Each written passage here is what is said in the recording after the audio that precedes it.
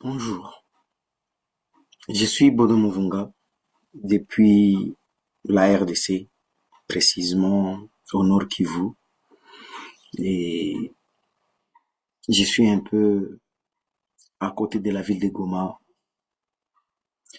J'ai fait cette vidéo pour atteindre Monsieur Alain Foka, un journaliste de talent reconnu.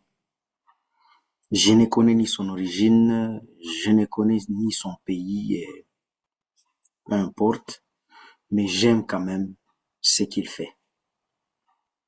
Il y a une vidéo que je viens de suivre. Nous sommes à 4 heures du matin et je me décide de faire cette vidéo justement pour l'atteindre.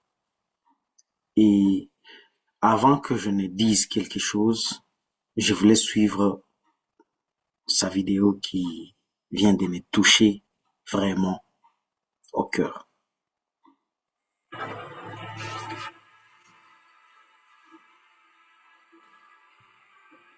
Regardez ces jeunes qui vivent comme des taupes, qui risquent leur vie chaque jour pour quelques grammes de cobalt. Et regardez cette voiture, ce véhicule électrique considéré comme le nec plus ultra, la Tesla. Sans lui, elle n'existerait pas, quel que soit le talent du créateur. Mais regardez le fossé qui sépare le monde du fabricant de celui du creuseur. Cherchez l'erreur.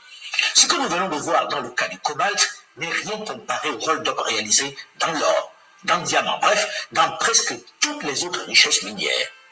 Ces pillages, avec les stratégies cyniques mises en place pour les pérenniser, sont à l'origine de l'instabilité dont est victime la RDC. Au regard des immenses profits qu'elle réalise désormais dans ce vaste ensemble, pensez-vous que les firmes occidentales et asiatiques qui tirent leurs revenus du chaos aient vraiment envie que la paix y règne? Certainement pas. Ce que nous venons d'évoquer rapidement dans le cas de la RDC s'applique dans de nombreux autres pays du sud du Sahara. Tenez, prenons la Guinée, un autre scandale géologique.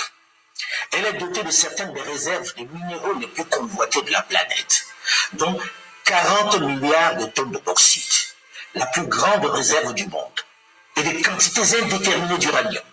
Mais 55% des 11 millions d'habitants de la Guinée vivent avec moins de 1,25 $ par jour. Et le pays se classe 178e sur 187 pays selon l'indice de développement humain 2013 du PNUD, qui mesure le niveau de vie des pays. À qui profite cette immense richesse qui laisse les Guinéens dans l'extrême pauvreté? Les mêmes compagnies internationales. Pour bien comprendre la situation actuelle, il faut toujours remonter à la genèse. C'est en cela que connaître son histoire est nécessaire pour mieux construire son avenir. Il faut bien connaître le passif pour mieux gérer l'actif. Bien. Et je décidé de faire cette vidéo parce que je suis révolté depuis des années. Je n'ai pas peut-être une plateforme pour faire attendre ma voix. Je ne sais pas comment faire pour me faire écouter, mais j'aimerais être parmi ceux-là qui construisent l'avenir de la jeunesse. Je suis congolais, mais j'aimerais faire partie de la révolution parce que moi, je suis la révolution. Et Alain Foka est une personne merveilleuse, est une personne exceptionnelle qui essaie d'amener une conscience tranquille en Afrique.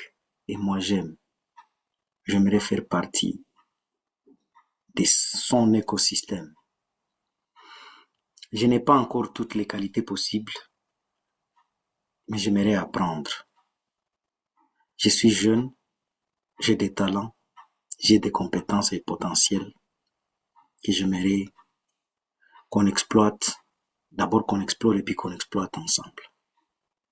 Alain Foka, cette vidéo, je suis sûr qu'un jour, elle vous parviendra. Merci.